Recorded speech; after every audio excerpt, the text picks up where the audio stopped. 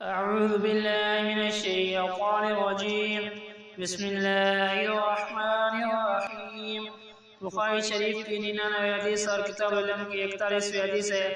قال حدثنا عبد العزيز بن عبد الله قال حدثني سليمان عن عمرو بن ابي عمرو عن سعيد بن ابي سعيد المقبري عن ابي هريره رضي الله تعالى عنه انه قال قيل يا رسول الله من اسعد الناس بشفاعتك يوم القيامه؟ قال رسول الله صلى الله عليه وسلم لقد ظننت يا ابا هريره الا يسالني عن هذا الحديث احد اول منك لما رايت من حرصك على الحديث.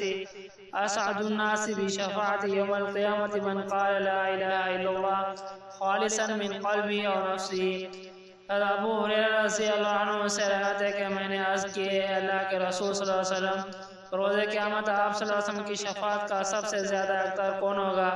آپ صلی اللہ علیہ وسلم نے فرمایا مجھے یقین تھا کہ تجھ سے پہلے کوئی یہ سوال نہیں کرے گا کیونکہ میں نے تمہیں علم حدیث کے حرص دیکھ لی تھی.